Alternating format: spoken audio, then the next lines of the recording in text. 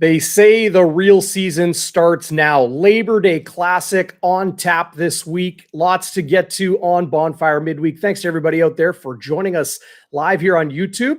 Who's that to my virtual right? Jeff Hamilton of the Winnipeg Free Press. You can follow him on Twitter at Jeff K. Hamilton. Hammy, what's going on? How was your weekend? And are you looking forward to this coming one in Regina? DB, first of all, good to be here. Looking forward to this. Been an avid watcher of the Bonfire series, we'll call it, including midweek, and so excited to be on this. It's funny, my weekend actually ends tonight because I'm working all next weekend. This was kind of my long weekend, so this was day 4 in a row off. I spent the day at the beach. Beautiful day. I don't know how many more of these days we'll have, but yeah, I'm excited to get going and talk about what's always an exciting slate of CFL games and engage with some of these commenters who I've, talked to at some points during the stage and yelled at my computer screen at others. So let's go and do this. It's my favorite group of people. You're always a popular guest in the live chat on Winnipeg Sports Talk. I was on with Hustler today talking bombers and rifles and lots of different stuff. So be sure to go check that out as well. I never even answered your question. I never answered. I'm so excited for Labor Day. I know we're gonna rewind this stuff. We're going to go back into the weekend, talk about what's coming up, but I am so excited for Labor Day weekend. I'm so excited to get going on Regina. Of course, you're going to be jumping in with me and Ted. We're driving down there Friday. We're going to be there all weekend. You know what I'm particularly excited about this year, though, is that last year, because of COVID, it was great, obviously, to get the games back up and running. To get the season back going, to get the league backing up. But it was I don't want to say a super big letdown, but it was a pretty super big letdown last year. No offense to any of the Winnipeg fans, and there certainly were some of them that did come last year, but it was just missing, as people were obviously, taking their health into consideration, not wanting to travel, a lot of the different COVID rules and all those things. So there was a spattering of blue and gold, but certainly not what you see in previous years. So I'm excited for a number of reasons to see our Saskatchewan colleagues, and more so to see, a little bit more representation from Winnipeg this weekend. It's always a great weekend.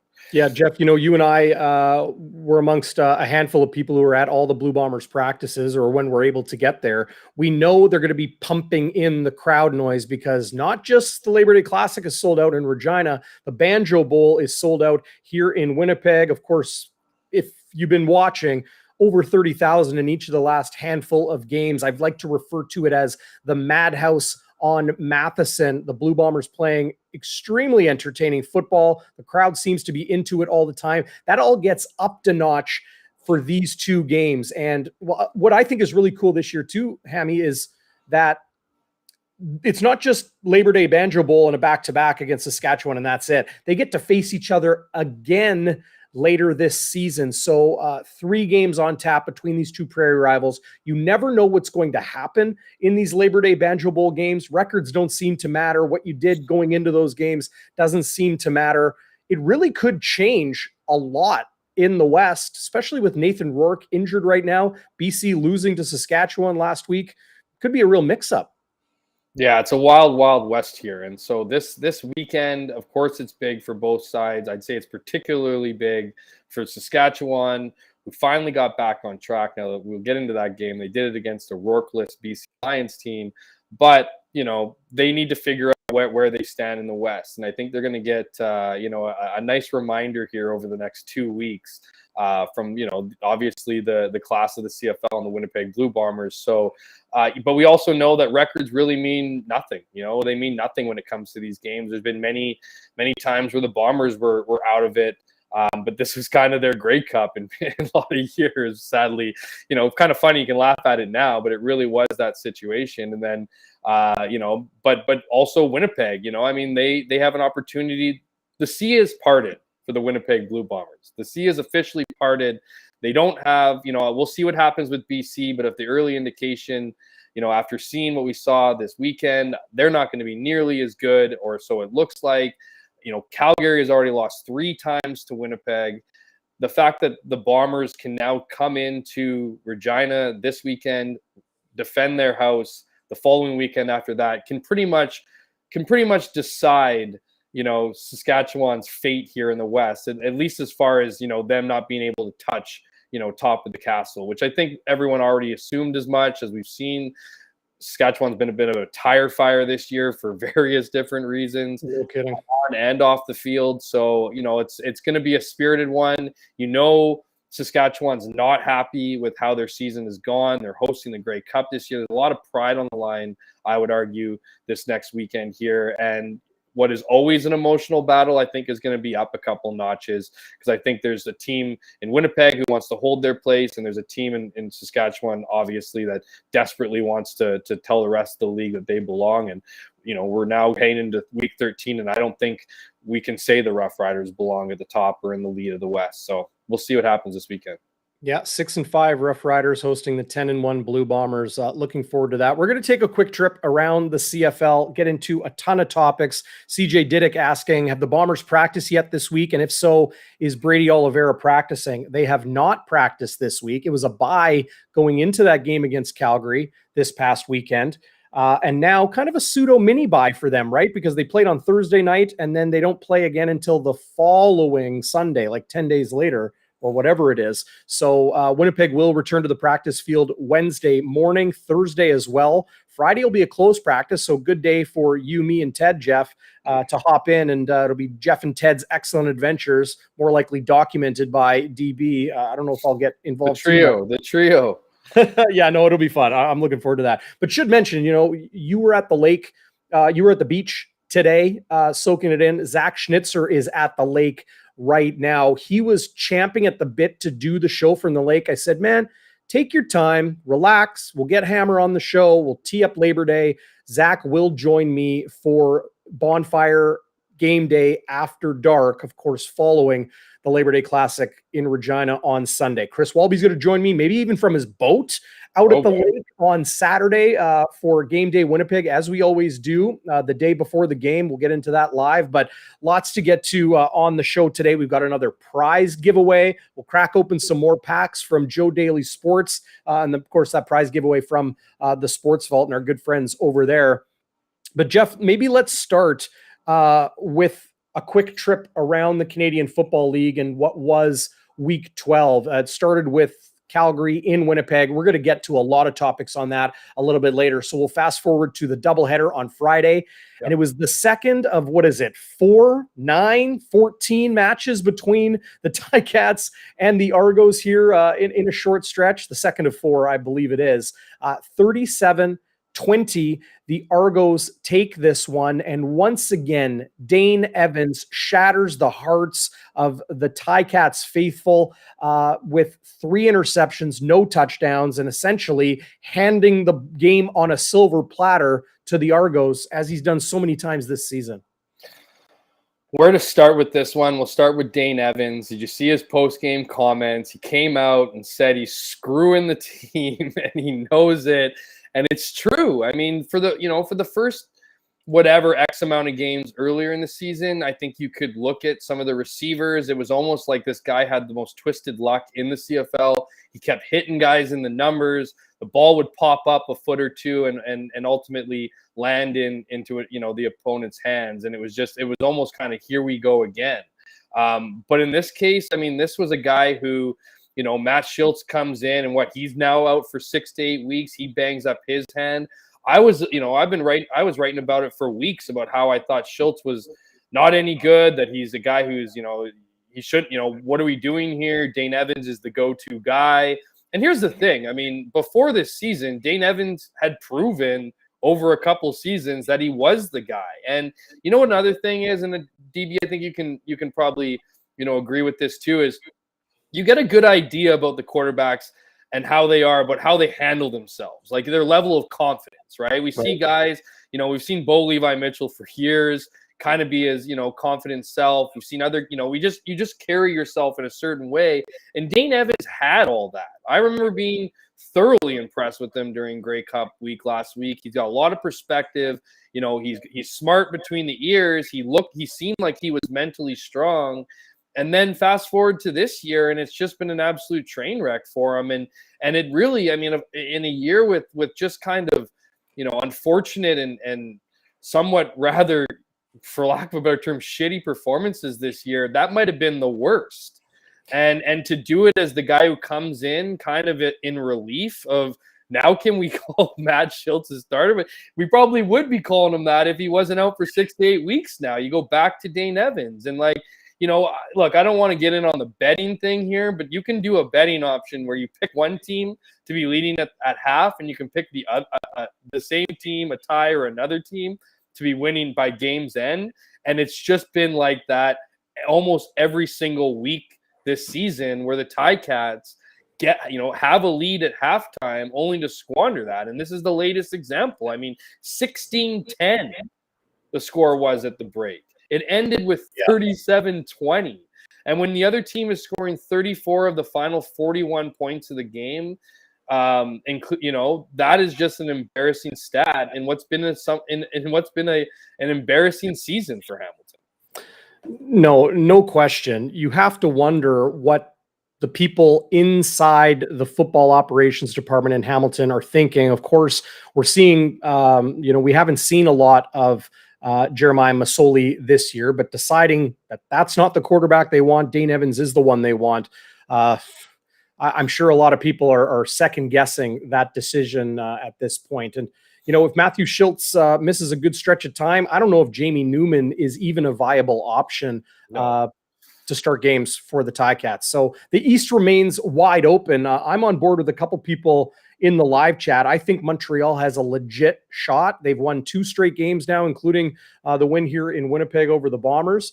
Do want to shout out to everybody who's watching us live on YouTube and Facebook. If you're watching live on Twitter, head over to youtube.com/bonfiresports. If you guys haven't yet, subscribe, give a thumbs up and a like, comment, all that good stuff. We appreciate it a lot. Sling and Sammy new to the live chat tonight. Hammy, this guy's watching live from Portugal. Tao Zen, our good friend, is back again. He's watching in Thailand. He says good morning. We have viewers in Great Britain, frankly, all across the globe. So awesome to see that here on Bonfire Sports.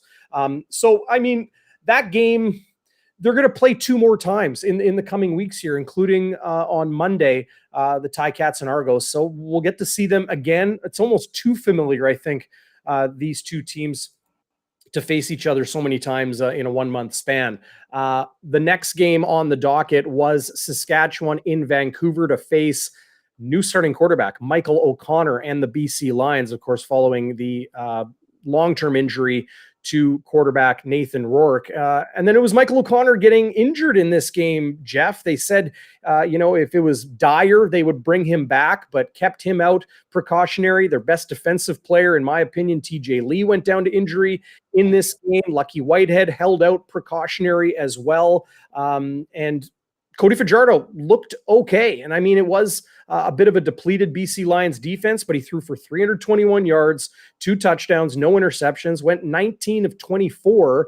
And then Frankie Hickson, stepping in for the injured Jamal Morrow, goes for 129 yards in the game on the ground. Kean Schaefer-Baker led the way with 170 receiving. Do you think maybe a win like that on the road in Vancouver against a previously one-loss team, Jeff, could be something that gives a maligned and roller coaster Saskatchewan Roughriders 2022 club a little bit of, okay, now we know what it feels like to win a game against a good football team, albeit without Nathan Rourke. Now you got a little bit of juice going into the Labor Day Classic. Okay, so I really want to answer that question, DB, but I've had this in my mind since I've been watching the comments. I get to see comments now. I don't usually see the comments when I do these shows, but we have a listener in Europe. So let's say UK. Okay, just as a guess. I'm not saying that's where he is. Did he say where he was? Portugal. Okay, so yeah. My joke was ruined. I was going to say people in UK, and we got guys like waiters in EK. So we go from UK to EK, but we'll be Portugal. But I don't think. Look, I think if you're Saskatchewan, you're taking any win at this point. You know what I mean? I think you're taking any good feelings at this point. As bad as they have been at times, this season, I still think it's one of those things where they've also been dealt, some pretty bad cards when it comes to injuries. You look at their O-line, like Dan Clark. You can't underestimate that loss, because at the end of the day, I mean, that just brought in kind of like a younger core of guys that was needed to be kind of coached. You need a Dan Clark, and I think he would still be that voice, but when you don't have him on the field, that's where things get a little dicey. And then but then you look at the weapons, right? I mean, Jamal Morrow. You said Frankie Hickson, and he had an unbelievable game, and I do like him a lot. He was playing well before Jamal Morrow got hurt. Like, I mean, he had shown some flashes. I'm not going to say he was racking up the stats, because when you got a guy like Jamal Morrow on your roster, you use him. That guy is up there with Kadeem Carey, in my opinion, as one of the top running backs. Obviously William Stanback, who was out week 1 as well. Up there in that echelon, if you will. And so, then you look at Shaq Evans getting injured again. You look at Kyron Moore, who came back last week, but was out for a spell. And so, you look at Duke Williams, who's been in and out of the lineup, whether it be, off field or on field stuff. So like you look at you look at the injuries they've had, and they've never really got things going. You look at Cody Fajardo, and look, this is no secret, I'm not a Cody Fajardo fan. I never have been. I thought 2019 was an anomaly. Like, I didn't, it was a year where, he came out of the West, ended up losing to a receiver in Brandon Banks for the MOP, but came out of a good West division, obviously, but a West division that had injuries to key players all season long, all quarterbacks. And so, I'm not saying Cody Fajardo didn't play well in 2019. He certainly did, but Cody Fajardo with bad knees is like Matt Nichols with bad knees. And the situation, it feels like in Regina right now, is they have their version of Matt Nichols, where he can win games. He can be that guy for you, can manage games, but he's not going to roll out to his right to the sideline and deliver a shot in the back corner of the end zone to Darvin Adams to set the whole organization on fire for the next 2-3 seasons. He's just not that player. He's not Zach Claris. And so, do I see this as like some kind of positive? I see it as one positive with Cody Fajardo, in that they could have went to Mason Fine. Now, Mason Fine came in the week before and led them down the field for a touchdown, but they didn't score any points in the final 2 quarters of the game. So it would be almost ridiculous to justify putting a Mason Fine in. So it almost felt like it had to put Cody Fajardo back in. And then I thought he played pretty well. I thought it was, I don't think it was a great game. You know what it felt like? It felt like 2 mediocre teams playing each other. It felt like Edmonton and Ottawa playing each other, where they were battling each other out, but it wasn't like no one was really going to take the game. And when I mentioned off the top here about the parting of the sea, like, these are the 2 other teams, minus obviously Calgary, who's for sure going to be probably the second team in the West. I mean, these are the other 2 teams. Yeesh. That's I don't know. Whatever silver linings they want to take from it, they beat a Rourkeless BC Lions team by a touchdown, and Fajardo got sacked 7 times. So I don't know. Definitely a positive. 2 points are always a positive. What about you, DB?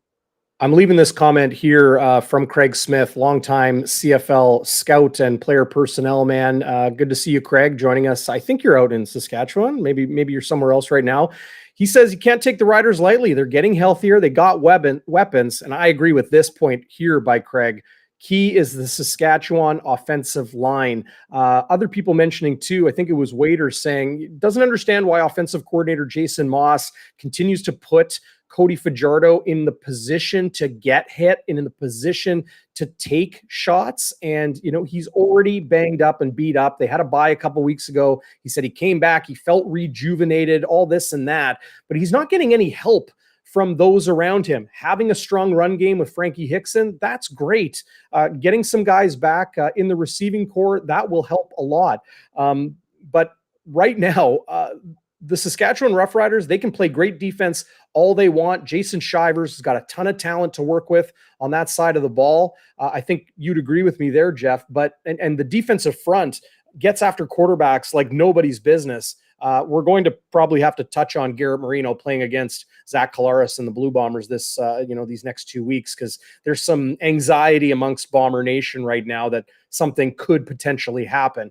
However, the Riders are only going to go as far as their quarterback takes them. That's the universal truth in the Canadian Football League. And yeah, I'm with you. It's Winnipeg, it's Calgary, and then we'll see how the rest shakes out. My question to you before we move on to the next game, Jeff, can the BC Lions buoy themselves, tread enough water, and maybe get on a bit of a go here going into the playoffs where maybe they could find themselves in the West Final? Deep breath. Find themselves in the West Final? Possibly. I mean, here's the thing. I think, is it too early to say that Michael O'Connor? It's not too early to say Michael O'Connor is a Nathan Rourke, right? We've heard that. It's not too early to say that. Is it too early to suggest that he can't be, a game manager? Look at the weapons around him, man. Like those weapons. You want to talk about weapons? You want to talk about Saskatchewan having weapons? Like, the reality is Antonio Pipkin is not your guy. Antonio Pipkin is not a new quarterback in the CFL. He's been around for 5 seasons now? I think he can help you get out of a game with a win, but I wouldn't want him to be your starter. Well, no. And I mean, I think he was like, how gun shy was he last game until he wasn't really, and he finally unloaded. Like he didn't feel comfortable. It seemed like he didn't feel comfortable in his own equipment enough to make any kind of, important or key plays. It was like he didn't want to screw up. And then Michael O'Connor, right. I mean, he's got the arm. That's clear. I don't know if he has the accuracy. He certainly doesn't have the same mobility as Nathan Rourke. So the reality is that, look, they have an okay offensive line. I think it was made better by Nathan Rourke's decision-making. I still think it's okay. It's certainly more improved from last season. They have the weapons on offense. They have great players. I thought not getting Brian, what did Brian Burnham finish with? Let's take a quick look at that. Brian Burnham finished with 1 reception for 18 yards. Yeah. Unless he's getting carted off the field and heading to the hospital, he should not finish the game with 1 catch for 18 yards. You should be leaning on Brian Burnham because Brian Burnham can catch bad passes. Right. There's no such thing as a 50-50 ball with him. He always has an edge. It's always a 60-40. Yeah, exactly. So you have the weapons on offense and you have the weapons on defense. Now, I think I saw in here TJ Lee getting hurt obviously is significant. Do we have a prognosis on that? It might be a little bit. I haven't heard anything. Not 100% sure. But certainly, they have the weapons on defense. I mean, they got to the quarterback. They are a takeaway machine. They can score touchdowns. They can do it all. They're very much, I don't want to say reminiscent of the Bombers defense from last season because they were a beast in and of themselves, but they are a team that was benefiting from great offense, great defense. Now, I think where they need to improve is special teams big time. Because look, you can probably get away with an okay quarterback with the weapons you have on offense and the line that you have in front of them. You can probably get away with it with having kind of like an okay quarterback. But you can only do that if you have a strong defense, as we know the Lions do, and a strong special teams, which we know the Lions don't. And so I see that being, it's one of those things. If you can win 2 out of 3 phases and hold your own, you're going to win, more games than you're going to lose. But I just don't see them winning the special teams battle with any team for that matter. And with Nathan Rourke out, it's going to be a challenge to win offense. I think the defense is going to be fine, but to not have Nathan Rourke, I think that's where you get into a lot of trouble. And that's where I see it'll be fascinating to see where BC ends up. It'll be fascinating to see, I think Michael O'Connor is their guy if and when he's healthy, but it'll be interesting to see what kind of moves they make because look, this is the CFL. Unless you're the Edmonton Elks and you're building for 5 or 6 years, you only have 1 year windows. And so this seems like a big window for BC. And unless you can get somebody there, whether it's someone you have in-house or someone you need to get via trade or free agents or whatever, it's going to be an interesting finish for these Lions. Love this comment from Comet in the live chat. Hammer calling the Riders mediocre may be accurate, but it's bulletin board material. Just saying. I don't know. Do you think the Riders would put your thoughts up on the bulletin no one board? cares about what we have to say. Now, if Willie Jefferson comes out and says they're mediocre and whatever, I don't even know if that works necessarily. But yeah, they don't care about us, man. Like, you know, I mean, they might have their, you know, they might look at us weird when we show up on this weekend, but don't mean much. I don't think they're not posting Jeff Hamilton's bonfire comments on their locker room anytime soon. No, I can't imagine. Maybe they're taking your clippings out of the free press. And if you're not out there following Jeff on Twitter at Jeff K Hamilton, very easy one to spell, Jeff with a J. In that case, BTB, just to interrupt you again. If that was the case, Cody Fajardo would be MOP this year because I've written endlessly about how I don't believe in him. So if that's the case, this guy should be fighting Zach Claris for MVP if they're using whatever the crap that comes out of my mouth. Do want to mention to everybody out there, you can sign up at this exclusive link, sia.com/bonfire. You make a minimum deposit, you get a 100% bonus up to 500, and you can put a little sprinkle on the games this weekend. Also some great prop bets there as well, and it helps us here directly at Bonfire Sports.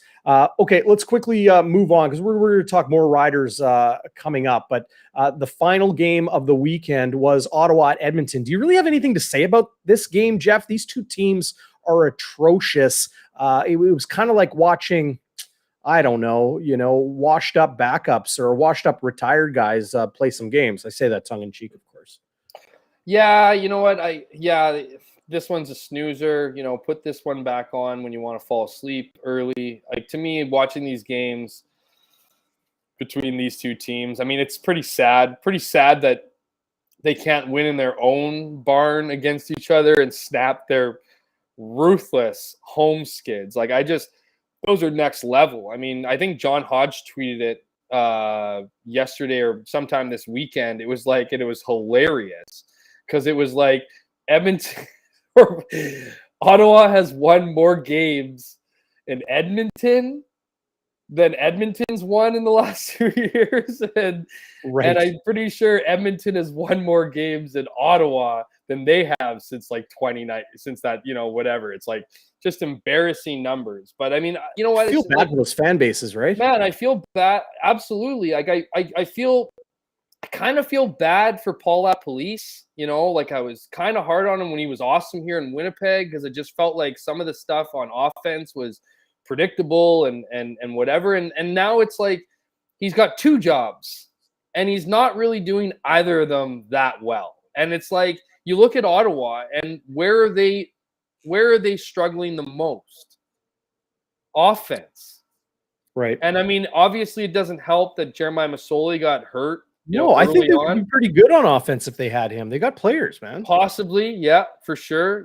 But some of the decision making, man, like some of the challenges in the last couple of weeks, like this isn't even last week. I'm still got something about me on this one 2 weeks ago when they called a timeout down 2 touchdowns so they could finish the drive and possibly get the end zone in a game they had absolutely no chance in winning. What are you doing? Calling timeout for? Like, you just delaying this loss of yours? Like, I just don't understand it. And then this one, it was like game reps. They score 3 touchdowns. Ottawa scores 3 consecutive touchdowns in the second quarter, and then they disappear. Mm-hmm. They just disappear. They play conservatively. They stop throwing the ball. It was like the whole it's like let's go into the half and just be like play not to lose. It was like it was awful. Like it was awful. Edmonton, Kenny Lawler, man, 3 catches for like 146 yards. Yeah. That guy, I think his lowest was like 44 yards or something. Yeah, I wrote it down here so I'd sound somewhat smart. 50, 54, and 42 yards. 42, he caught. Those are his 3 catches, and they were all kind of circus catches.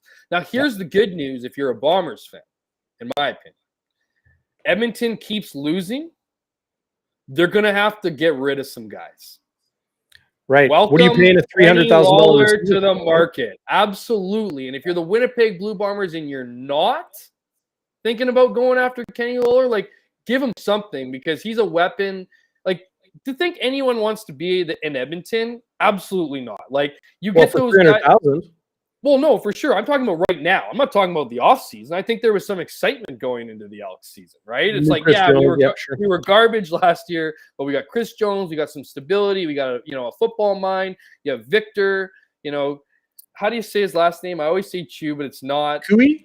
I don't know. Yeah, whatever. Yeah. We'll go with Cooey because it rolls off the tongue.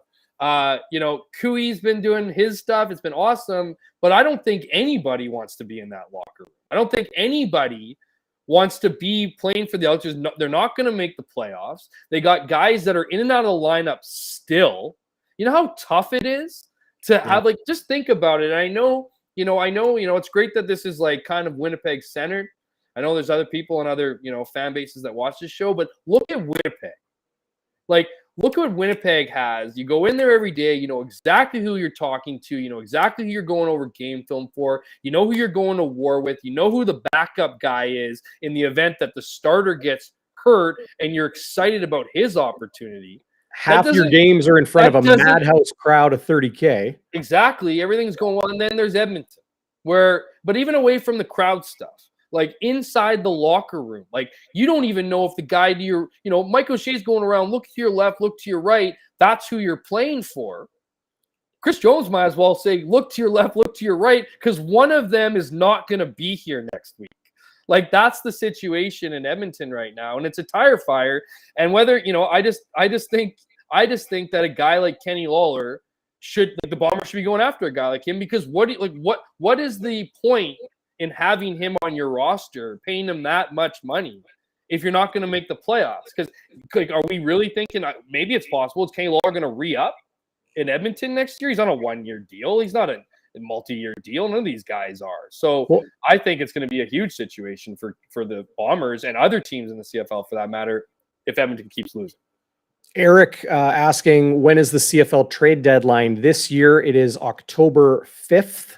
I think Waiters was in the live chat mentioning that to some people.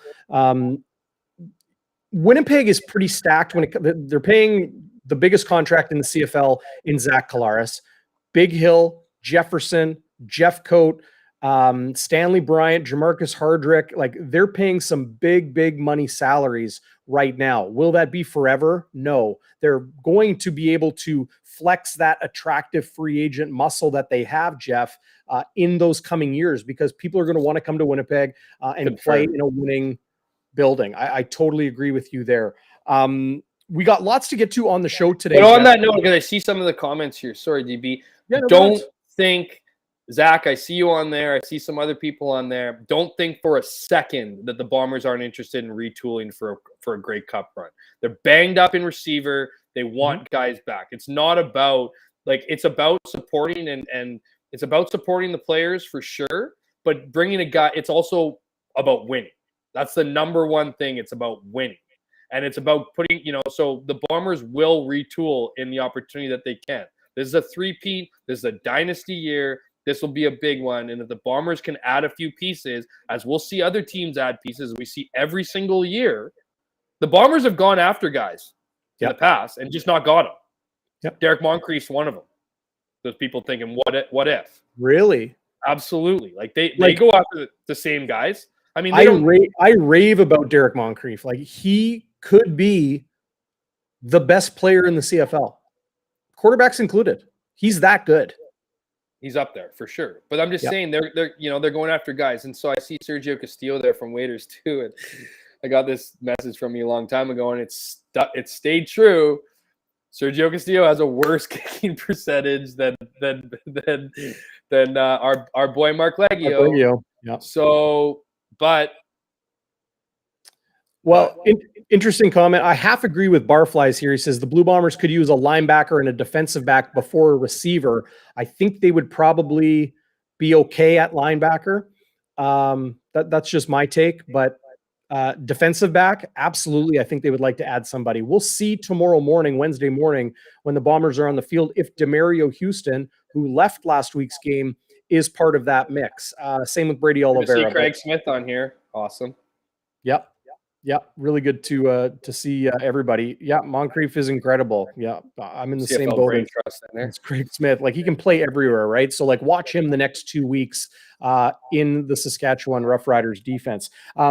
We got to get to this. I want to get to this right away. We got some prizes to give away on the show. Just trying to make sure I get my second camera here going. Jeff, do you have some thoughts coming out of that Bombers win over Calgary? Something that jumped out to you? Was it Greg McCrae? Was it Nick Dembski? Jake Mayer? Like, wow, what an upgrade at quarterback for the Stampeders. He throws for 294 yards and goes 82%, 3 touchdowns, all to Malik Henry. Hey, Phyllis. Yeah, I got lots of thoughts. My first thought is it's more about the result and what it means. The Bombers swept the Calgary Stampeders in a 3-game season series for the first time since 1987. I was born February 4th, 1986. So that's 35 years that they haven't been able to do that. And not just that, which is obviously big, 400 home wins, first in CFL history. So that's a massive, that's a bit of a get, if you will, for the league, or for the Bombers in the league. But it's a complete, I don't want to say full circle, but it's a complete flip the script of what we used to talk about the Bombers and Stampeders. We now talk about it the same way, but flipped. We used to talk about how the Bombers have never won, or it would take a near miracle for them to beat the Stampeders. I think that it was week 2 in 2009, the Bombers won. Then the next 20 games that they played, they lost 18 of them. Wow. 18 of those next 20 games they've lost. One of them was 2017. One of them was 2017. And it was one of those. I think it was Michael O'Connor's first start. Now that I think about it, yes. It was that freezing game in Calgary at the end. The Bombers played their whole team, and then Bombers played their whole team, and Calgary sat their starters, and so that was one of the 2 victories. And then so fast forward to today, and since 2019, the Bombers are 7-2. Against Calgary, including 2019 West semifinal, and one of those losses came last season. In this time was the Winnipeg Blue Bombers resting all their guys in that bizarre ending game. Yes, which is like, that second half was just a joke. So my first thought about that is like, look at what the Bombers have done. In this stretch of time. Obviously, they're the class of the CFL. But now they're beating teams that they were losing to for, better part of a decade. And so, that would be my first takeaway. And my second takeaway, we already kind of talked about it, but the West is Winnipeg's. I mean, they, the good news is they don't think that way. They're going to do their annoying thing every week in and week out, focus straight on this week. They're going to be dialed in. But the fact of the matter is, it's theirs for the taking. I got other things to say about the game, but I want you to tell me what you think about Jake Mayer. I think he's going to be a star in this league. I think that was almost clear last year when he went game after game of nearly breaking completion records set by Ricky Ray and other great quarterbacks in this league. I think Calgary is extremely dangerous. I think to have a quarterback running back combo like they have in Mayer and Kadeem Carey. We haven't seen anything from Kamar Jordan, but the talent is there. We haven't seen much from Reggie Begelton, but the talent and the production is there. He had 6 catches on 6 targets in Winnipeg for 68 yards and 2 second down conversions. Of that 68 yards, Begelton had 57 after the catch. So he did it all with his legs. And for a big body guy, that's a great weapon for more of a deep threat in Malik Henry. We saw what Peyton Logan can do. We saw what the other tailback there is eluding me. Who was it? For which I was Googling something. Bain. is another absolute burner that they have. So there's so many weapons for the Calgary Stampeders. The defense seems to get a little bit more consistent every single week. Don't count out the Stampeders just because the Blue Bombers have beat them 3 times. Like, no chance. Absolutely. And there will always be a healthy dose of respect from the Winnipeg Blue Bombers to the Calgary Stampeders. I was going to say fear, but I don't think that's the right word. I don't think they're afraid of them. But I do think that they... Intimidation? You think there's some intimidation there? I think if it came down to it and it was like, who would you rather play in this game, Calgary or whoever else? I think they're picking whoever else, I guess is the way I would best describe it. But Jake Maier looks unreal. Like, I think this guy... I like his personality. He's apparently more chill than Drew Tate, if that's even possible. Like, yeah, that's the way it was described to me by a few people out there. So, the pressure doesn't get to him, which is so clearly obvious when you can make your first start in how many weeks? Since the week 4 or whatever in 2021. And complete 16 out of 17 of your passes in the first half, I think he was. That wasn't deja vu, or maybe that was deja vu. He did the same thing the first time he played the Bombers last season. He went 16 for 16 in the first half. This guy is dialed in. He's got an arm. He's patient. He's got an O-line to protect him. He's got a defense to back him up, and he's got arguably one of the best special teams in the CFL. Mark Killam's group. We all know how great he has that group, and very much like Paul Boudreau has the Bombers special teams, the 2 clubs that are very much alike in their priorities and whatever. And the other thing about it is there is a healthy disdain for one another between the 2 head coaches of that team. Let's go. You know what I mean? Like, the Canadian Mafia, that was personal. That wasn't like, I bet Dave Dickinson hates that he created that thing because it's on T-shirts and they're profiting from that too and whatever, and they've won. But there is I don't want to say weird, just a very tense relationship between 2 very, very competitive coaches. So it gets to the point where we're bordering on personal here. Yeah. Right? This is personal. So, and the fact that the Bombers have beat the Stamps all 3 games, you don't think they're going to be absolutely rip-roaring, ready to go? They don't want to lose 4 times to the Bombers this season. So, if I'm Winnipeg, I'm saying bring it on, whoever it is. I think, you're going to have to, beat the best to whatever, which in this case is, of course, Winnipeg, but you're going to have to beat the best team to get there. The Bombers aren't going to sneak in through the side door of the crossover, which, as we know, no one's even made it to the Grey Cup, let alone won it. So I'm praying that the Riders can do just that and head over to their home barn and be in their away dressing room. But yeah, I don't know. Like, I feel like this is a team, a guy in Jake Maier, a team in the Calgary Stampeders that, might look 6-4 right now, but they're a well-coached, physical football team. They don't make a lot of errors. And, this is going to be the team that come playoffs, the margin of error is going to be extremely thin. Schweitzer is in the house. Oh, no, I got the wrong one there. This is Zach Schweitzer. He'll come back for one more show to crap on me for my take on the Hamilton Tiger Cats. I had them at number 4 in my 1/3 mark of the season power rankings, but Dane Evans has broken my resolve like he's the hearts of the Ticats nation right now. Jeff, thoughts on what's going on with Gary Stern? Are you sure, Gary? Are you sure, Gary? You sure that Zach wasn't talking about your take on me and not Hamilton Tiger Cats? Well, I do talk about you behind your back a lot. Well, there you go. Let's get it out. Yeah. Let's get it out in the open now. We'll talk about it during the 6.5-hour drive to Regina this weekend. What's going on in Montreal? Do you have any take on this? Like, I feel like everybody else. Like, it seems weird and kind of fishy, but really surprising with how engaged Gary Stern was all season long on social media, with the guys on the panel, Milt Spiegel, the rest. Like, he was really trying to get some things going, and it has been working.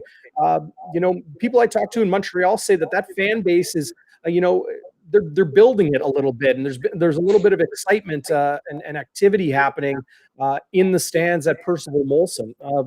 What do you think happened with Gary Stern? So you look at all his tweets and you thought to yourself, man, this guy's desperate to get some fans out and get some gate revenue. Well, turns out he was desperate to get fans out and gate revenue, because I think what it comes down to is dollars and cents. Now, I tweeted out that it didn't shock me. It wasn't surprising, but still big yikes. I had some people, comment, "Oh, what do you mean? Like, it doesn't surprise you and whatever." Like, I don't know if you and I have had these conversations. I certainly have these conversations with other colleagues, on the road as well. I've been hearing for weeks, like almost the start of the season, that, Gary Stern. Now, look, before I get into this, it's not like I'm saying Gary Stern doesn't have money. Gary Stern has way more money than I do. Way more money than I do. So I'm going to preface it by saying that. But I had heard that Gary Stern wasn't the deep pockets of the team and couldn't take over the team if he wanted to, and that the estate, under Sid Spiegel, who was a diehard, wanted to see this team flourish, wanted to see the Alouettes be the pride of Montreal, pride of Quebec football. He bought the team at the worst possible time, right at the end of the 2019 season, when all the other 8 teams plus the league foot the bill. I think if you look at the Bombers' statements, there's about $600 and something thousand that says like Montreal Alouettes. And so that was the team picking up the slack, quite literally the bill for the Alouettes, for 2020. 2021 came, wasn't the same kind of productive season that everyone assumed. No one kind of everyone really didn't know what the bottom line was going to be. They apparently lost money then. And that's when you started to hear about, like, okay, the estate of I keep saying it's Spiegel, right? Yeah, I'm right on that, right? Sid Spiegel, yep. Yeah. His estate was just getting, wasn't in his control anymore. It wasn't there, it was losing money. This is no longer being run by an individual who can stomach losses, who can whatever. This ultimately is going out to different family members of an estate that's being challenged. And so you think they're going to keep a depreciating asset, or an asset that is continuously requiring money to be put in and not taking money out? That's where I think that the situation got a little bit stale. And then you look at Gary Stern, and the reality is that although, I think what he did, with his Twitter presence, with his love for the game, the love for the team, those were all, I think, were very great things. I thought he was a great voice for the league. I thought he engaged with fans. I think he was doing things that more owners could have taken advice from, and we all know who those owners are that to be engaged. But I think when it came down to it, dollars didn't make sense. And if it doesn't make sense, it's not going to happen. And so what do you have to do is, well, okay, now they're transitioning into the potential sale of this asset.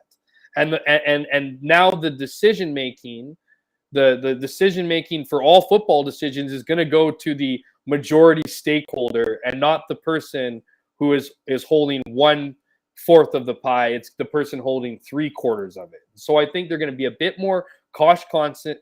They're going to work with the league, and don't be surprised at all if it doesn't come under, up for sale, if not this season, by the end of this season, looking for a new owner. And if you look at Gary Stern, I mean, he's the CEO of his father-in-law's company, the guy whose estate we're talking about here. Right. So he's successful, very much successful in his own right, but I don't know if he has the money to float the Alouettes alone. And until that happens, I think we're going to be getting, we're in a situation where they're going to be moving on from the Alouettes. And what I think the good news is, or at least some of the whispers have been, and not even so much whispers, and certainly not whispers before when they were up for sale, is there's a group of people in Quebec that want to buy and have kind of a multi-owner situation, but at the same time, a similar interest in what they want to do with the team. So that's kind of what I've been hearing and what I know about this situation. That's interesting. Well, like Corey May points out here, is watching live on YouTube. Hey, Corey, everybody out there, appreciate you watching. Wade Miller was successful in turning the Blue Bombers franchise around. Montreal needs a local who cares about their city to do the same. Great comment from Corey there. They also need a sweetheart deal the Bombers got too. Anyone would use that one. Sure. Yeah, on the stadium. No kidding. Not to mention drop $10 million on their lap and said, put this into your bank account and we can build off that for years to come. The Bombers got in a situation right now where they can survive on their own. And that's a good thing, but not a lot of private enterprises are getting that opportunity to be like, you know what, not ideal right now. What if the CFL said, here you go, take the team. We're going to throw $10 million in your bank account and don't worry about your rent payments. You know what I mean? Like we don't need, you don't need to pay your mortgage off. And that's nothing against the Bombers. That's the way the government worked. And it's a great deal. But, as much, and Wade's done a lot of great, terrific things for the Bombers. There's no doubt about it. Game day experience, all that stuff. But there's been a lot of help along the way. No question about that. Okay. We got to get into this. And while we do this, by the way, going to, oh, hey, Jeff. We're going to do our first prize giveaway here tonight on Bonfire Sports. Check out thesportsvault.com. How about this? These are absolute beauties. These are rocks glasses or whiskey glasses for, well, how about Labor Day and the Banjo Bowl to get primed and ready for those games. The Sports Vault is a great group here in Winnipeg. You can check them out at thesportsvault.com. They sell their gear. And I mean, it's not just Bomber stuff. They sell across the CFL, NBA, NHL, Major League Baseball, the NFL. They've got really everything. You can buy, a guitar with the Roughriders logo on it if you want to smash it like a rock star. You can, or get a just puke all over it if you want. That's or what the you're gonna Jets. But like, how nice are these glasses? So we're gonna give these away right now. Jeff, I need you to give me a code word. People can text the Bonfire hotline 816-TIPS. That's 204-816-8477. And if we'll randomly pick somebody who is able to text. You text your name and the code word that Jeff is going to say next. And what are those glasses? They're Scotch glasses, or they shooter glasses? Whiskey glasses, or Whiskey like glasses? What do they call them? They call them rocks glass. So whiskey. It's funny how the French actually says ensemble. So does it have to be a code word, or can it be a code words? See how I'm making everything so complicated? You can make it complicated, sure. How about on the rocks? On the rocks. Text on the rocks and your name to 816-8477, 204-816-TIPS. Big shout out to our friends at thesportsvault.com. You can find their stuff at the Bomber Store, at Fanatics, on Amazon, at Shoppers Drug Mart, and a ton of other places. Also got 4 more packs of these from our good buddy Joe Daly. You can check him out on St. Mary's Road, right by the Riverside. Are they all dressed like that? Daly, pardon me? Are they all dressed like that? They are all Cody Fajardo, yeah. But we'll break it down and get some Bomber cards. How about this, Jeff? I opened up a handful of these cards through the last couple of weeks here on Bonfire Midweek, and I scored a card, a Rene Paredes jersey patch card with his autograph. Somebody in Saskatchewan wants to buy it for $120. Theo Fleury? Maybe. Wants to buy it for $120. And then my good friend Cade at Bomber History on Twitter, he's also brokered some deals for some Saskatchewan Roughrider cards, an autographed Brett Lowther card, a couple rare Keenan Schaefer Baker cards. We're going to have like over $130 to reinvest in another box at Joe Daly. So be sure to check out Joe, like not just cards, but custom framing. Info at Joe Daly's sportscards.com. Of course, you can find them on that website, 513 St. Mary's Road. You can give them a call, 204-783-8430. Go in there and talk to Joe too. Great guy, great spot. It's an awesome place to hang out. Just hang outside the front, loiter outside, and then get him to invite you in and tell him, share the old stories. He's got a ton of them. Jeff, before we get into Chris Streveler and some of the other NFL cuts that might come back to the Canadian Football League, what's your take on James Franklin, former CFL backup quarterback, putting his 2015 Grey Cup ring up for sale? What are my thoughts on him putting his ring up for sale? Well, someone needs cash, obviously. I mean, I don't know. Like I would say a guy who, so that was Michael Riley's year, right? That was his big, that was in Winnipeg.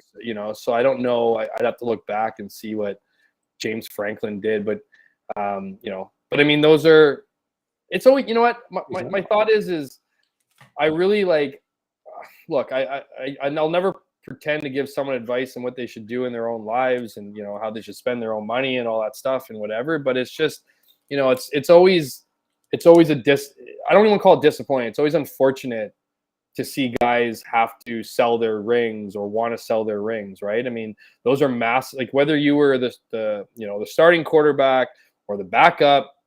Mm-hmm. I feel like my shirt's inside out because I'm on the other side of you. Whatever the situation is, it's a tough go to have to sell, a championship ring, but they're expensive.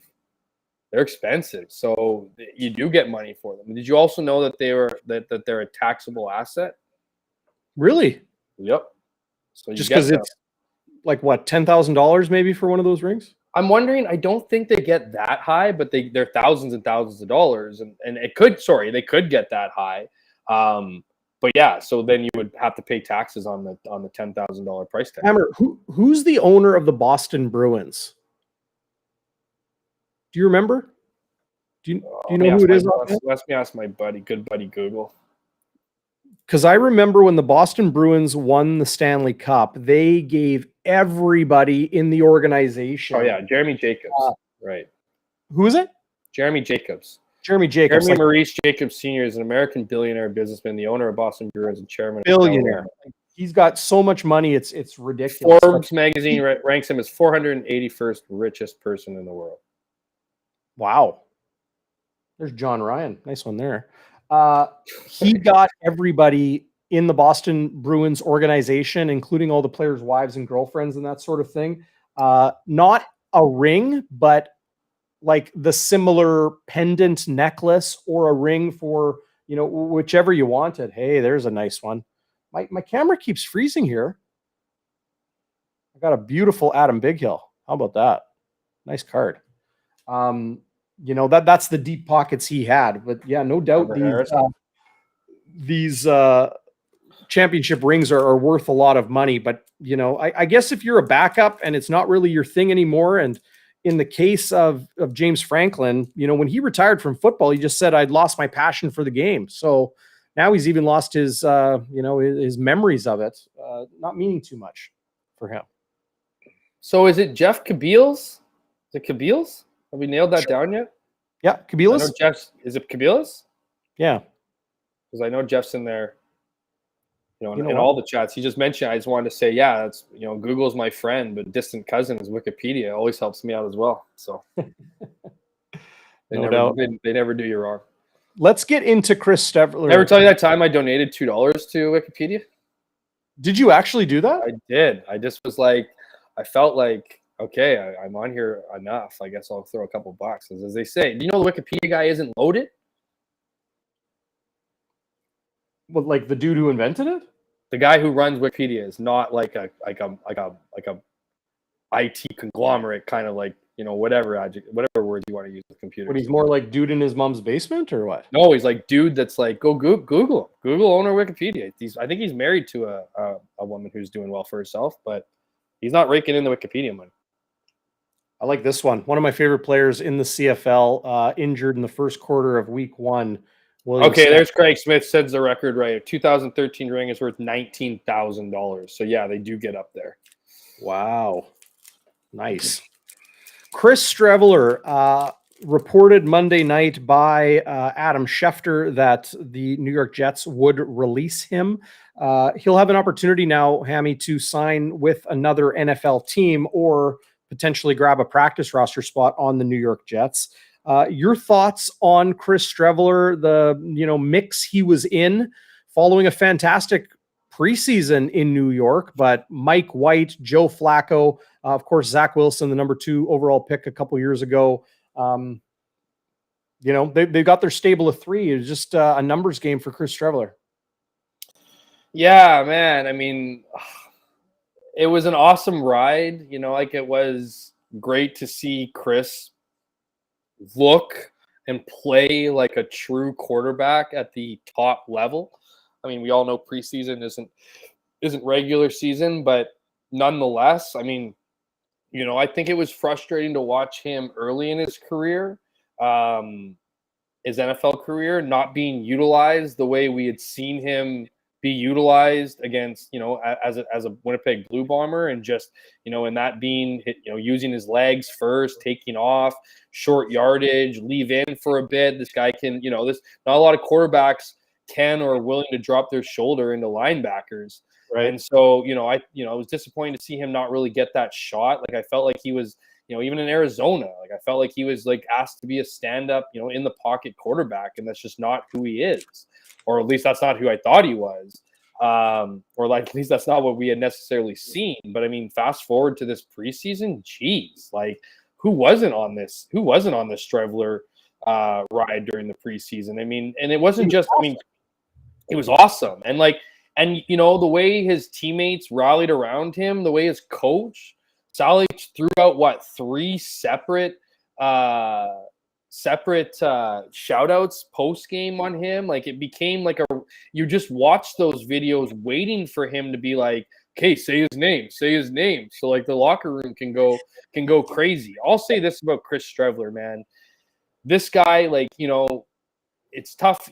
How do you not cheer for somebody who is the ultimate teammate? Like, this guy is like, it's saying ultimate teammate isn't even doing it justice. This guy was willing to put his career on the line with a broken foot, play through that. Like, I mean, this guy's young, man, but like, not a lot of guys are willing to, wreck their, potentially, ruin their careers or worsen an injury. And this guy would have went through a wall with 2 broken legs, and a collapsed lung. You know what I mean?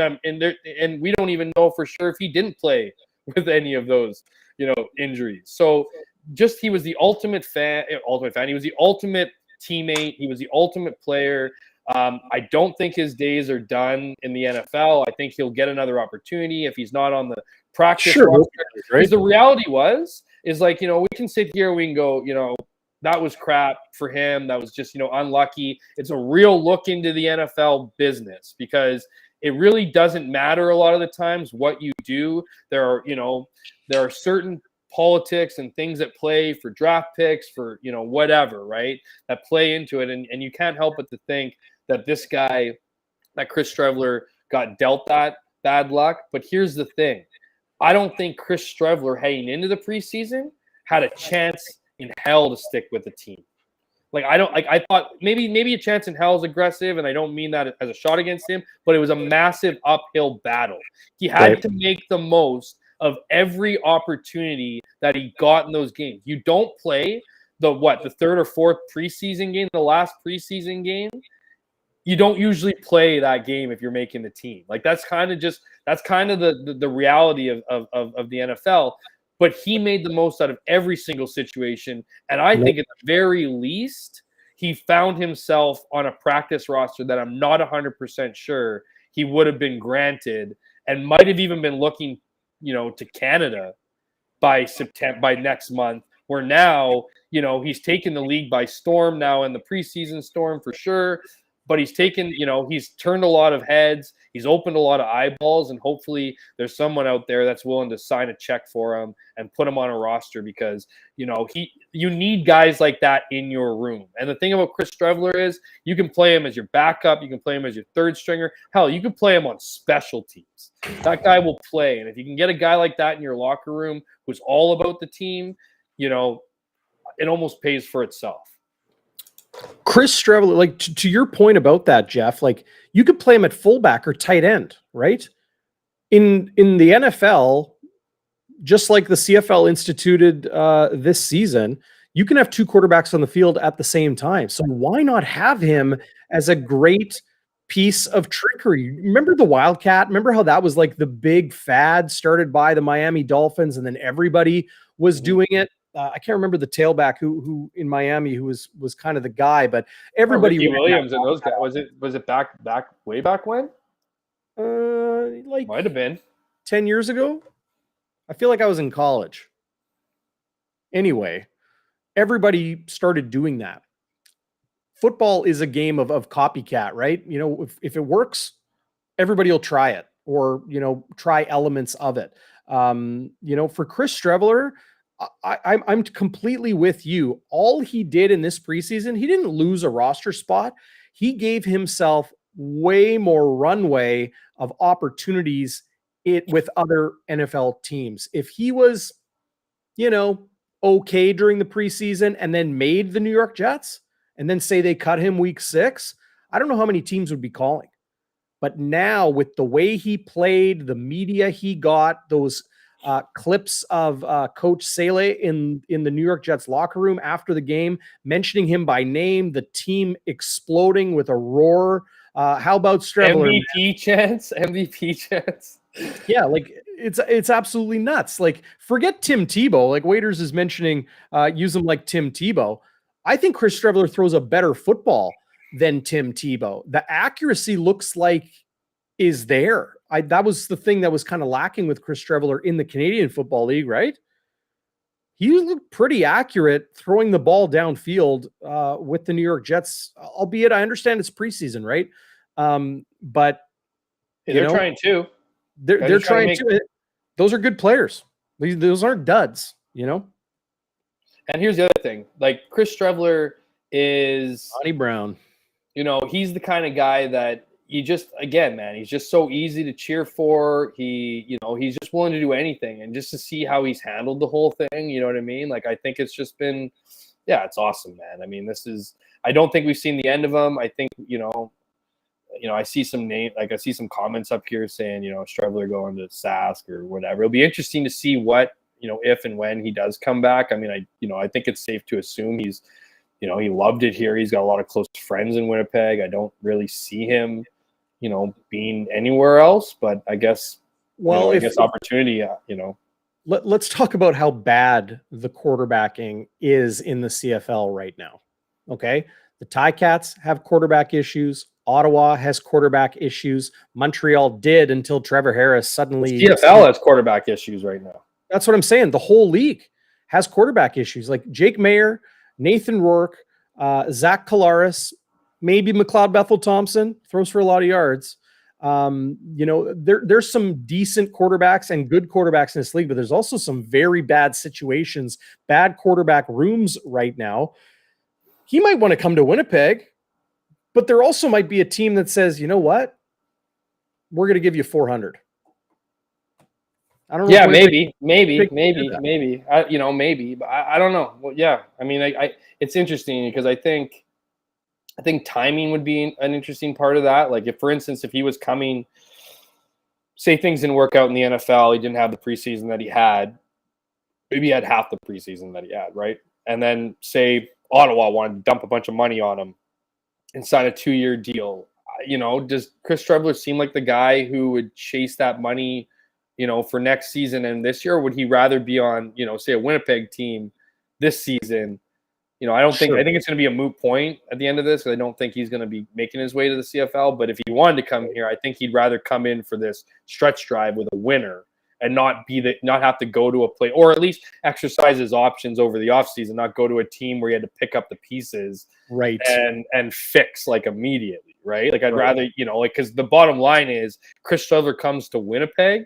Yeah, he's not the number one, but he sure as hell is getting a bunch of packages, and he's, they're dialing up things for Chris Streveler to be special if he was to come to Winnipeg for a stretch. Yeah. No, like we talked about the big game Nick Dembski had, Greg McCrae, Brady Oliveira, before he had to leave the game for the second half. We haven't talked about Dakota Prukop. Like, he threw a touchdown. He was effective in the short yardage, and he added a real creative wrinkle to the Blue Bombers offense. I've been talking about Dakota Prukop since training camp, because I knew that this was the type of player, fast, agile, veteran. Like, what has he been on?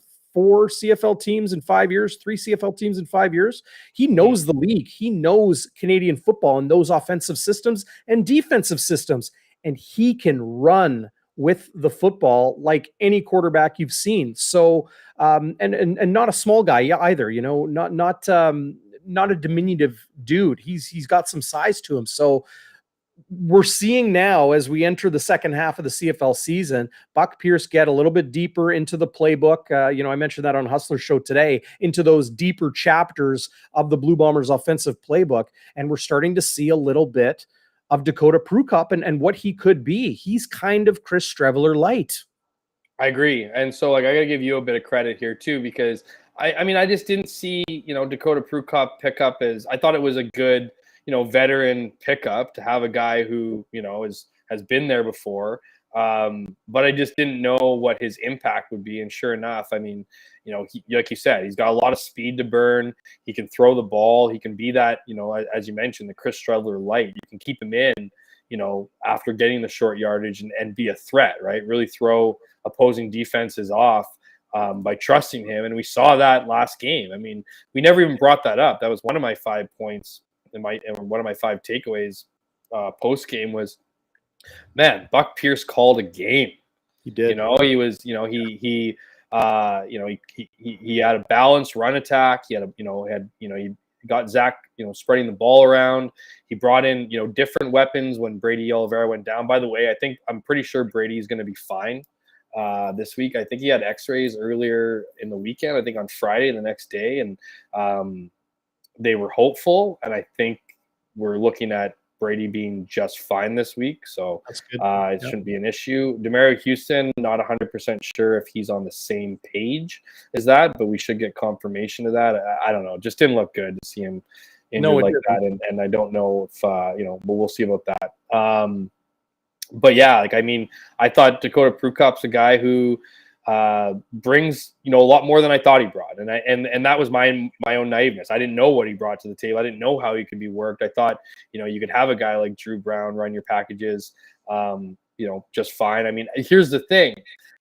It'll be interesting because if, Dakota Prukop's become that, obviously the short yardage guy, he's got a bit of size to him, as you mentioned, DB, but I still think that if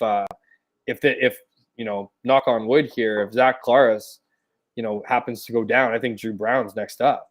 Still. 100%. So, but that just goes to show the quality of the QB room and everyone kind of having a piece of it and owning that piece. And certainly Dakota Prukop's one of those guys that, came in last week, got the short yardage, and then I watched it. I just happened to kind of look at the sideline, and Zach was about 20 feet onto the field.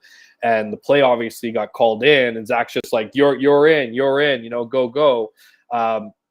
Buck Pierce decided to keep him on that first, it was at the 10-yard line. One play later, he's finding Rasheed Bailey in the end zone. So that's just knowing and understanding what's happening on the field, being able to take advantage of who's on the field against the short yardage, and then having, Dakota Prukop come in and face that defense, because it's really hard to have guys run off the field and not get a penalty if they're just going to roll with them right after. And we saw just that on the Bailey TD.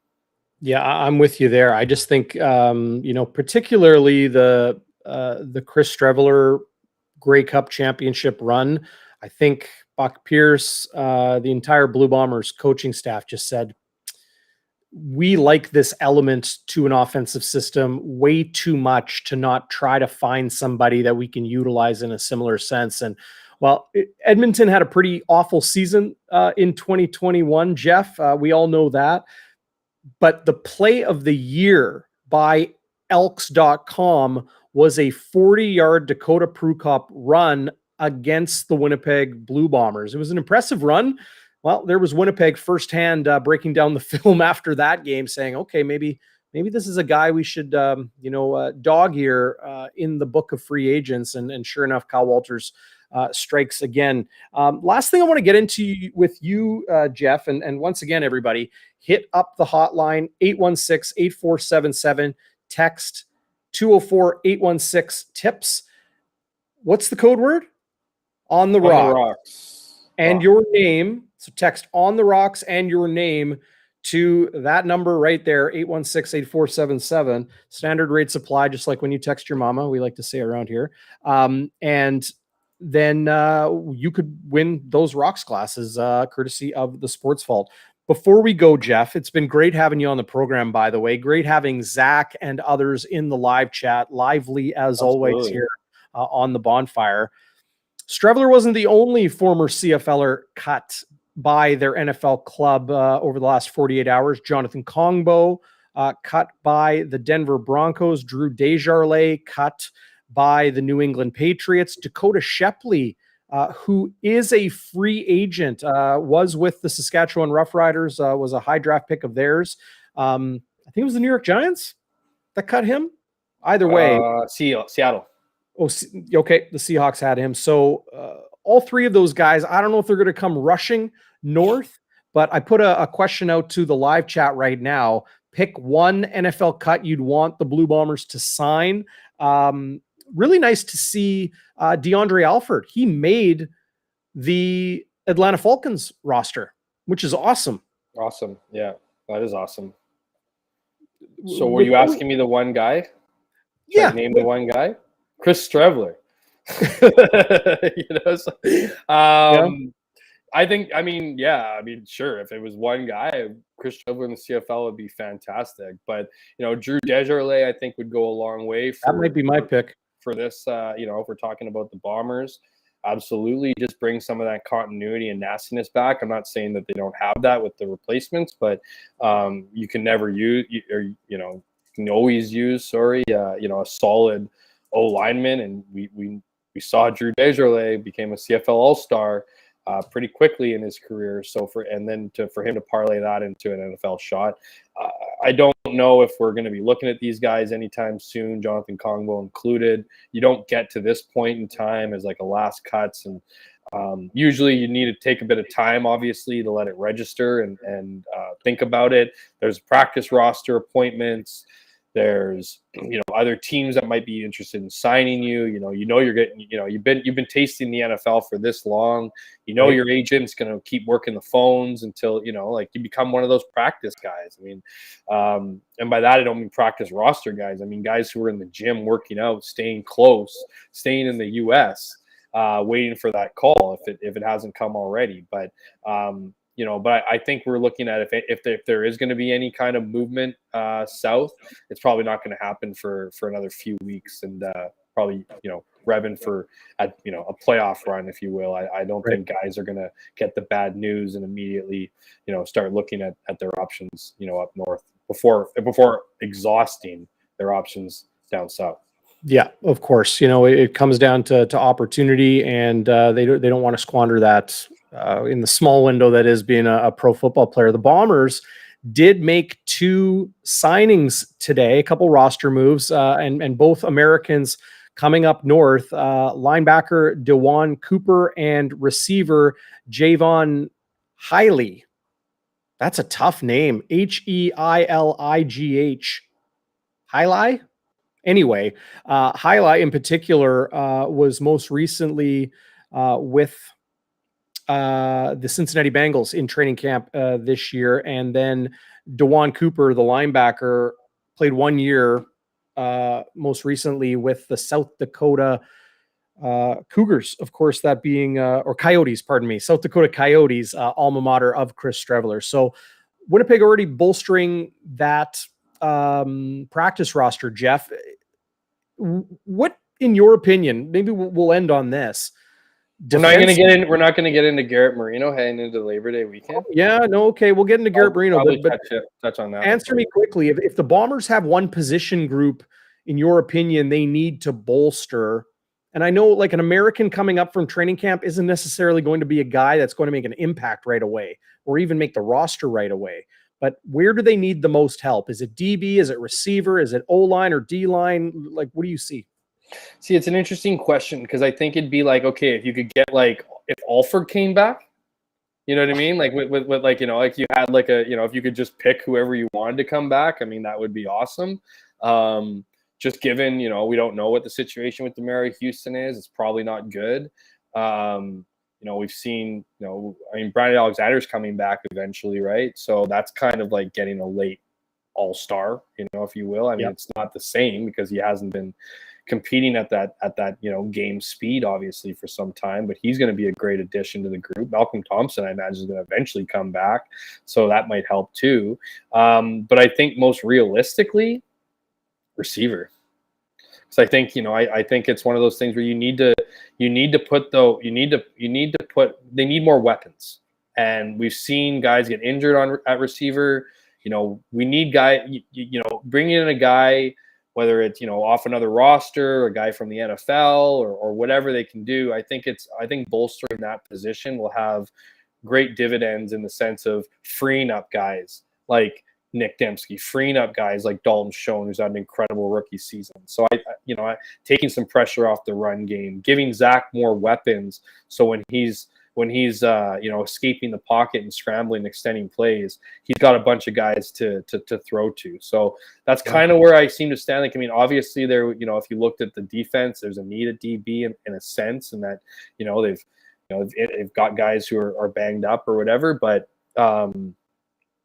I certainly think the most like plausible and where I think is also a big area would be receiver for the Bombers. Yeah, I think that's a good area for Winnipeg to focus on. You know, if Greg Ellingson was healthy and Carlton Agadosi was healthy, maybe it wouldn't be an area, it'd be a completely different story, I think. Totally, right?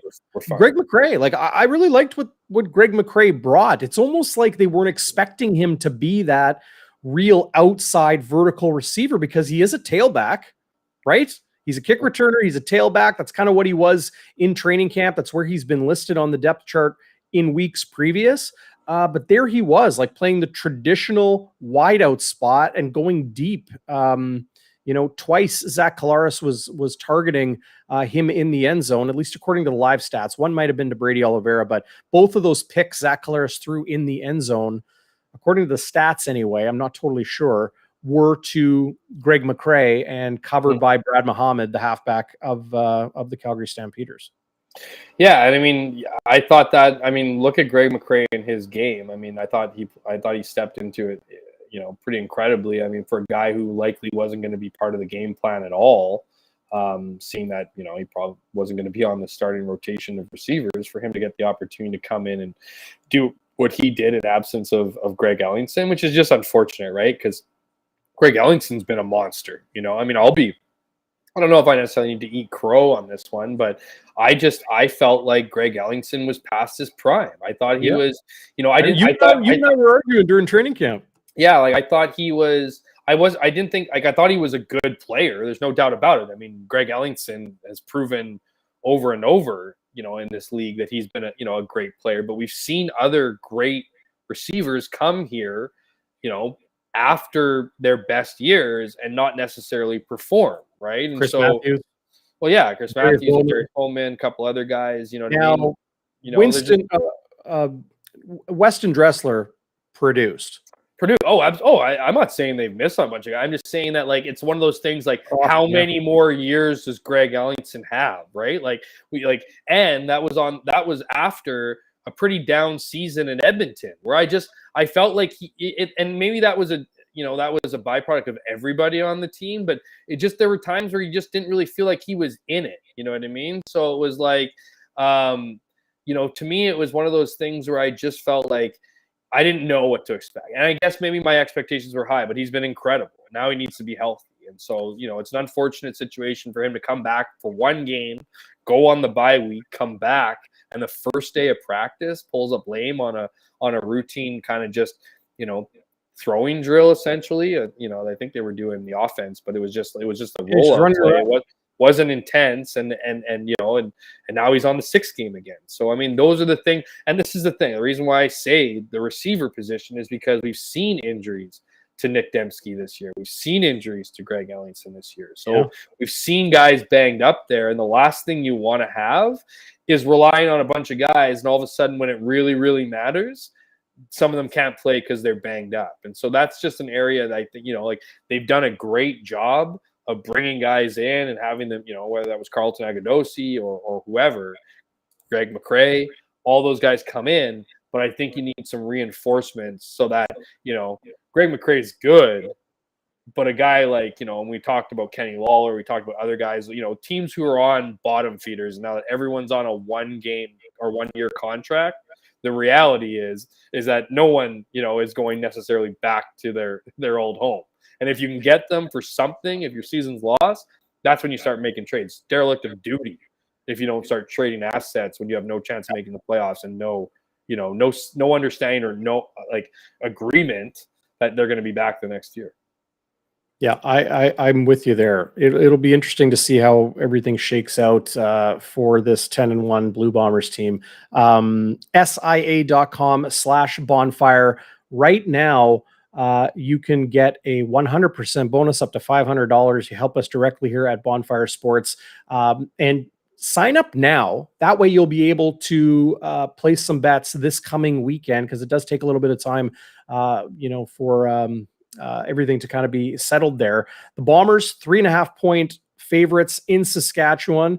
Ottawa, 5-point dogs in Montreal. Toronto and Hamilton. The Ticats favored at home by 1.5. That's an attractive one to me, Jeff. Elks are 12-point dogs, 12.5 points. You'd have to lay down to take the Stampeders in Calgary on Monday. All of the games in the CFL points, as of right now are 49.5 over-under numbers, except in Regina, 44.5. I think there's some value there. I think that's low. Yeah. I do a little bit. Yep. I think there's some value there. Saskatchewan's offense is getting better. Winnipeg's defense banged up, and I think Winnipeg can score, and they're going to score. There's always explosion plays in Labor Day weekend, and those blow up the over-unders when you get it. When all of a sudden a game turns on an up the sideline bomb, or you know what I mean. So anyway, it's not getting too much camera. Games changing on a dime, Jeff. Garrett Marino, no longer a starter, putting up a stink because he's no longer listed as a starter in Saskatchewan, which to me is hilarious. If he wasn't a starter, he'd be cut. What? If he wasn't a starter, he'd be cut from that organization. Right. But he's not listed as a starter right now, and Reporting Reports doesn't like that. Of course he doesn't like that. This guy's a lunatic. You know what I mean? Let's talk about him, though, because there's a lot of Blue Bomber fans in the live chat and our post-game show, hitting the hotline, getting at me on Twitter, mentioning on the coaches show with O'Shea. Everybody a little bit anxious, or many people anxious, that Garrett Marino might do something stupid on Sunday in Regina. Yeah, absolutely. I think that needs to be a bit of a... I'm not trying to be hyperbolic or anything, but that's got to be a consideration. He's, this is a guy who came back, right, after the 4 games, had this just absolutely ridiculous apology, which I think we all got a pretty good idea of why he didn't apologize. This guy, I'm pretty sure he had an earpiece in his ear as someone giving him the 6 words he needed to say to apologize. Because this, the way it was described to me is, of the 5% of worst talkers in the Canadian Football League, he's in the bottom 1. So, I just don't think he's all that great with his words, and that's part of it. But that just tells me this guy's just a meathead, one-way thought player. Boom, see red, do whatever you can to get to the quarterback. I think this guy knows one way, and that's violence. And that makes him, an incredible football player in some aspects, but it also makes him an incredible liability.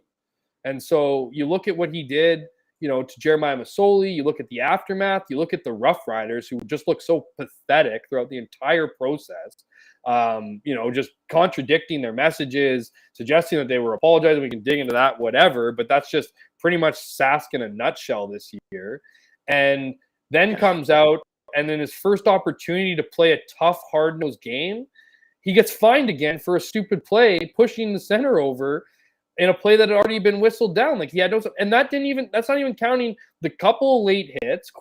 And the reality is, you're going to have a microscope on you, right? Like when you come back the way he came back, and let's not even get into the historical suspension that the CFL laid on him. That's such a bullshit suspension name. Like, you got one game for being a racist. You got one game for hurting another guy. You got 2 games for intentionally hurting the quarterback. That's not a massive thing. That's just an idiot that shouldn't even be in this league. And for him to come back and then do what he did against BC, if I'm the Winnipeg Blue Bombers, I'm making sure I know exactly where that guy is on every play, because this guy is not going, I tweeted this after he came back in that game. We have a half season to see this guy pretty much prove all his critics correct. We're waiting for that "I told you so" moment. And the sad part would be if it happened against the Winnipeg Blue Bombers, who are in the midst of a great season, who play the game the right way, who are the least penalized team in the CFL. And it's just, and to think about it, it almost gets you going just thinking about it, and it hasn't even happened yet, because you just don't know with this guy, and you just don't understand. Guys have gotten cut for less in this league. So this idea that he's not a starter, and that, for anyone who isn't 100% aware of what you were talking about, though you alluded to it, he got pissed off apparently this past week because he wasn't the starter on the depth chart. Now, he wasn't. It's funny because he didn't start last game either. He missed the first play and then was in pretty much the whole game. Right. So, for this guy who we've been told by Craig Dickinson, from Jeremy O'Day, from Craig Reynolds, that this guy has learned his lesson. If his beef is not being on the starting of a manipulative depth chart, which I'll tell you what, spoiler, not most depth charts aren't worth the paper they're printed on in a lot of respects. Most are, but most aren't. You can understand that math. But the fact is that, this guy is a liability. He's going to end someone's career eventually. And it's just pathetic that, we're even having to talk about this guy, because Saskatchewan should have got rid of him when they had the opportunity. But hey, alas, they're hosting the Grey Cup. They got so much to lose this year. They haven't done anything for years. They need everything and anybody they can get, and that's why he's still on the team. Yep. No, extremely well said. The only thing I will add to that is it's going to be up to Blue Bomber center Chris Kolinkowski to know where 92 Garrett Marino is on every single snap. As you said, everybody on that O-line, everybody on the offense, they're going to be knowing where he is, and maybe even after the whistle, knowing where he is, just to make sure, the shenanigans don't continue for Garrett Marino. Couple questions in the live chat before we wrap things up, Jeff.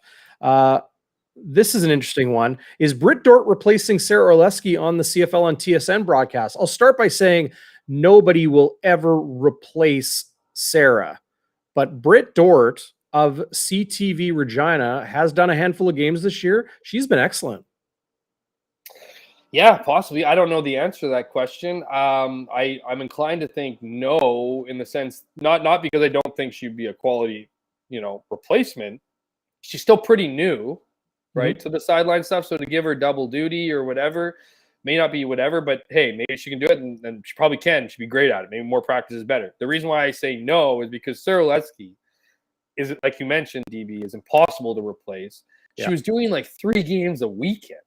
Yeah. So whether Britt's going to help out on that, which I agree with you. I think she's doing some great work. I think she, it's not an easy job to just hit the sidelines and be engaging and do what you're, to do it well. And she's certainly hit the ground running. So, congrats to her and whatever. But yeah, it'll be interesting to see what happens. I don't know. Like, it looks like, Sarah did a lot, of games and, covered a lot of sidelines and did a lot of special things for the CFL, and she'll certainly be missed. Who her replacements will be, we'll see. But yeah, Britt would definitely be a quality candidate. You kind of think you need someone in Winnipeg, though. You know what I mean? Well, that's the whole thing. Like Winnipeg's like here, man. Like this is that. The what? Oh, the Jet. Yeah. Well, yeah. And who's the play-by-play voice with Dennis Bayak retiring? We still don't know. Well, Paul Edmonds got a haircut not long ago, so I don't know. Maybe I'm not hitting anything on that. I have no idea. It's August, man. That's an interesting one, but it's got to be something soon. You know what I mean? And I think there's a lot of, like, here's the thing. It's impossible to fill Sarah's shoes, just like it was impossible to fill Bob Irving's shoes as a play-by-play guy. But guess what? Shoes get filled. People come in, they get their opportunity, they make it their own. They'll never be who they replace. They'll be who they are, and whether that's Britt, who's doing an incredible job, whether that's any of the other people on the sidelines for TSN doing a great job. I think I'd like to see a little bit of a Winnipeg presence. Someone to be in, Winnipeg's person, but we'll see. Like, it's kind of one of those things in the business. You just never really know what the next choice is going to be or how they're going to figure things out. But I already miss Sarah, so yeah. Well, we miss her, but she'll still be around. So very happy for that, and give her a little bit more time with her family, especially in the summers. I think will be really nice. I heard Zach Schweitzer is retiring from Bonfire Sports and is up for a Lifetime Achievement Award. And then Waiters saying it's official. Jeff Hamilton, the new co-host of Bonfire Sports and Bonfire Midweek. Sorry, Zach, it's a business. I'm a big fan of Zach, so unfortunately, there's no way I can replace a guy like that. Phyllis says we're keeping Zach for sure, and Hammer and DB and Bluto. We're keeping everybody. Selfish Phyllis, but we're with you there. And then, of course, we'll maybe give the last word to the man himself, Zach Schweitzer. I'll be back in the Austrian accent of Arnie, of course. This was a ton of fun, man. I'm looking forward to this weekend with you and Ted and Jeff and Ted's Excellent Adventures. Who was the Jeff and Ted's Labor Day Adventures Take 2 with featured guest Darren Bombing coming to you this weekend. I'll take the featuring. It's going to be hot. It's going to be crazy. It's going to be me bullying Ted, as I often do. So come for our antics. Stay for our mistakes, whatever. All weekend. It's going to be awesome. No, it's going to be a ton of fun. And you know what? Tons of fun to be on here. Took a while to get me on here. I'm looking, I'm really happy I did it. I'm happy I'm chatting with, it's great to be interactive with these people, with the commenters. Always great seeing some familiar faces and, just being able to feed off their energy and feed off their questions. I mean, this is what we do. We're privileged in doing what we do every week, every day.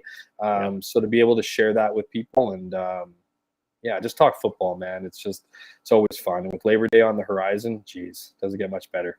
No question. Well said, Jeff. To everybody out there, thanks for joining us. Zach will be back for Game Day After Dark on Sunday following the Labor Day Classic in Regina. Chris Walby will join me as he always does the day before the game, sometime in the afternoon. I don't know. Regina runs on that weird clock, right, Jeff? So I don't even know what time. Are they a year behind? They're like 10 years behind, but are they an hour behind? Well, still, we got them during the summer. During the summer, they're on Mountain Time, and then during the winter, they're on Central Time. Let me consult my friends. Yeah, well. Yeah, it's an hour behind, so it's 8:09 there. So it's, So whenever it is, this is what you want to do. You want to subscribe on YouTube, and when you subscribe, a bell icon will appear. Ring that bell, then you'll get an alert on your phone or wherever to know when we're live. But look around, on social media. We'll let you know probably 2, 3, 4 o'clock on Saturday for the pregame. And then we'll have Bonfire Midweek again on Tuesday following the Labor Day Classic and looking towards the Banjo Bowl. Thanks, Hammy. Appreciate you, man. This was great having you on. Always a pleasure, man. Thanks for having me on. All right, everybody. We'll see you next time. Thanks for joining us on Bonfire Sports.